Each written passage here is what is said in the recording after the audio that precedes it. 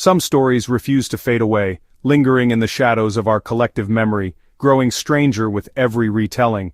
These are the tales that burrow deep into our imagination, blurring the line between fact and folklore, and daring us to question what we think we know about the world around us. Mel's Hole is one of those legends, a story that has haunted the Pacific Northwest for decades, whispered about in hushed tones and debated by skeptics and believers alike. The legend centers on a mysterious, seemingly bottomless pit, hidden somewhere in the wilds of rural Washington, near the rugged slopes of Manistash Ridge. Here, the laws of physics seem to break down, and the ordinary becomes extraordinary. For years, Mel's Hole has been a campfire tale, a chilling story passed from neighbor to neighbor, each version more fantastic than the last. Some say the hole is a portal to another dimension. Others claim it's a dumping ground for secrets too dangerous to reveal. The legend truly took off in 1997 when a man named Mel Waters called into the late-night radio show Coast to Coast AM, hosted by Art Bell.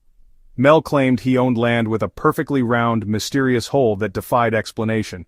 According to Mel, he'd lowered more than 80,000 feet of fishing line into the hole, over 15 miles, and never touched bottom. The depth was not just improbable, but impossible, challenging everything we know about geology and the Earth itself. The story exploded across the airwaves and the internet, sparking wild rumors and speculation. People spoke of strange lights flickering near the hole at night, animals refusing to go near it, and even government agents in hazmat suits seen lurking around the site. Some believe Mel's Hole is a secret military dumping ground, a place where classified experiments and hazardous materials are hidden from the public. Others insist it's a gateway to another world, a thin spot where reality itself wears thin. The truth, however, remains as elusive as ever. Mel himself vanished from the public eye, and rumors swirled that the government seized his land, locking it away from prying eyes. The area is now marked by warning signs and overgrown paths, fueling even more speculation. Now, in 2025, we're returning to the legend with fresh eyes and modern technology. We've spent months researching, cross-referencing old maps and eyewitness accounts, and have pinpointed the most likely location. Our team is ready, equipped with state-of-the-art probes and drones, determined to uncover the truth behind Mel's Hole. With today's advanced equipment, we hope to see what Mel never could, peering into the darkness, measuring its true depth, and perhaps finally solving the mystery that has captivated so many for so long. The air is thick with anticipation, and a little fear. As we stand on the edge of the unknown, we can't help but wonder, what secrets will the darkness reveal? No one tackles a mystery like Mel's Hole alone. Our team, Dr. Eris Thorne, geologist, Lena Petrova, tech wizard and drone designer, Jax Carter, ex-military survival expert, and me, your guide. Lena's drone, Orpheus, is built for the unknown. HD cameras, environmental sensors, sonar, and a 25,000-foot fiber optic tether. We'll see what it sees, live, from our mobile command center. Our base camp sits a quarter-mile from the suspected site, a bubble of light in the Cascade Wilderness. Monitors flicker with maps and data. Tension is high as we run final checks. Months of planning have led to this moment. We're ready to challenge the myth and whatever challenges us back. The legend is heavy, but our resolve is heavier. The descent begins now. Before we send Orpheus down, we need to grasp the legend's depth. Mel claimed the hole could resurrect the dead, a neighbor's dog, thrown in, later seen alive. Radios near the hole played old broadcasts, as if time itself warped at the edge. Ice lowered into the pit returned warm and jelly-like, defying physics. Local lore speaks of government agents, indigenous warnings, and secret experiments.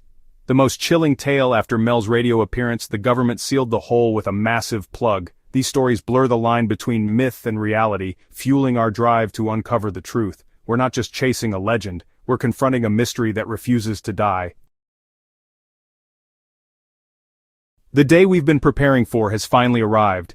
The air is thick with anticipation, and a nervous energy pulses through our team as the first rays of sunlight filter through the ancient forest canopy. We trek through the cold, damp woods, boots sinking into moss and mud, breath visible in the morning chill. Every step brings us closer to the unknown, and the forest seems to grow quieter as we approach our destination. And then we find it, a perfect 9-foot-wide circle, ringed by ancient stones as if placed by hands long forgotten. The ground around it feels charged, almost sacred. The hole swallows light, utter blackness, no echo, no sound. It's as if the earth itself is holding its breath. Jax moves with practiced precision, securing the perimeter and scanning for any signs of instability.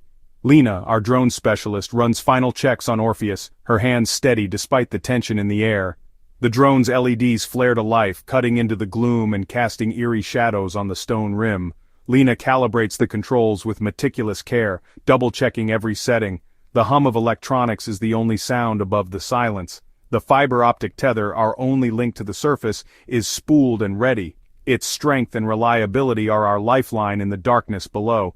Dr. Thorne notes the lack of airflow, another anomaly in a place already brimming with mysteries. The air is unnaturally still, and even the birds seem to avoid this place. Jax gives the all-clear, his voice steady but low.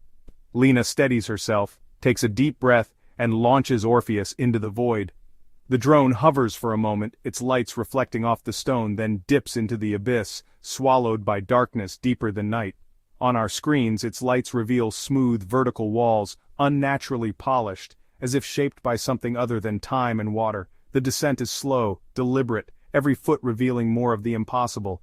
The only sound is the tether unspooling, a soft, steady hiss that marks our progress into the unknown. The only sight is the unknown ahead, illuminated by the drone's artificial glow. The journey has begun and there's no telling what we'll find.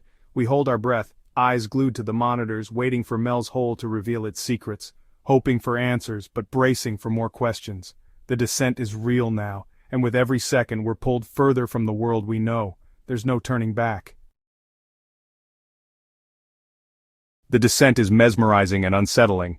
The shaft's walls are obsidian black, metallic and seamless. No strata, no sediment, just a perfect tube. Orpheus drops, 500, 1,000, 2,000 feet. The world above vanishes. Sensors show the temperature stays steady, defying geothermal logic.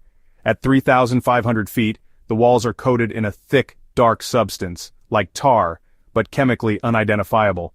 The drone's arm tries to sample it. The substance sizzles, releasing green vapor and crashing our sensors. Every new reading deepens the mystery. We're far beyond any known cave system in a place science says shouldn't exist. The darkness is absolute, the tension palpable. The tether is our only link to reality. How deep does this go, and what else waits below? Past 5,000 feet, the shaft changes. Geometric carvings, intricate glowing faint blue appear on the walls. Dr. Thorne is stunned. This isn't geology, it's archaeology. The tunnel pulses with a weak internal light. This is a structure, not a natural pit. Evidence of intelligence deep underground. At 8,000 feet, sonar reveals a junction. The shaft widens, with identical tunnels branching off horizontally.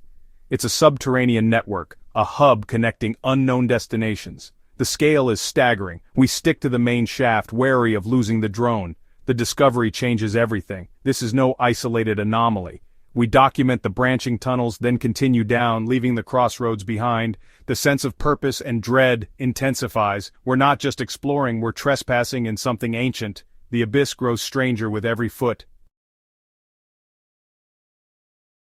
Deeper still, at 15,000 feet, Orpheus spots a metallic sphere fused into the wall, smooth, seamless, and made of an unknown alloy. Our drill shatters against it. The material is impossibly hard. At 20,000 feet, pressure should crush us, but sensors show stability, another law broken. Then, floating in the shaft's center, dozens of dark, cube-shaped objects perfectly arranged, defying gravity. They absorb light, motionless, held by an unseen force. This isn't random debris, it's a display, a message, or a warning. Awe and terror replace science. We're miles deep, facing objects that shouldn't exist. The legend is real, and reality is far stranger than myth. We press on, deeper into the unknown. Near the tether's limit, 24,500 feet, our instruments strain, the cable groaning under its own weight. The darkness here is absolute, swallowing every trace of light, every echo of sound. The air is thick, ancient, untouched by the world above for eons. Each foot deeper feels like a step into another reality, one where the rules we know no longer apply. Suddenly the shaft opens into a vast cavern, a space so immense it defies comprehension. The walls vanish into shadow, and the ceiling is lost somewhere above, beyond the reach of our lights. Orpheus, our drone, drifts out into the void, its floodlights slicing through the gloom. What they reveal is not stone. Not the expected geology but something wholly alien, a city hidden for millennia.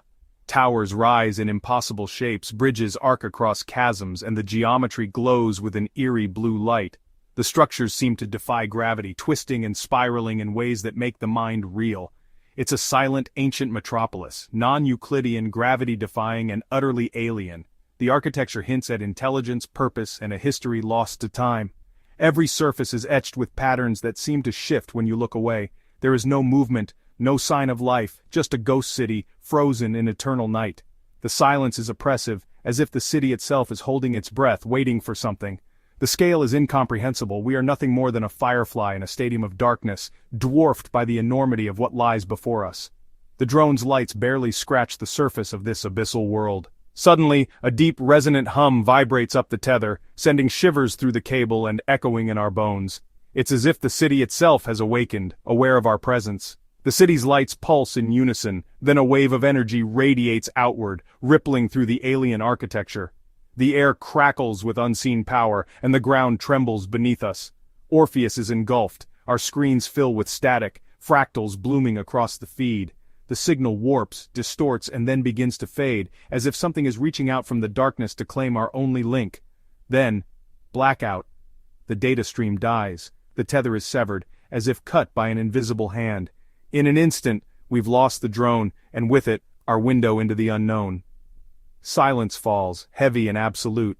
The image of that impossible city is burned into our minds, haunting us with questions that may never be answered. We came seeking answers, driven by curiosity and hope, but what we found was something far greater and far more terrifying.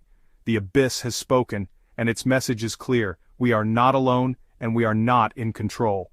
And it's not done with us yet. Whatever dwells in that darkness is awake now, and its gaze has turned toward the surface.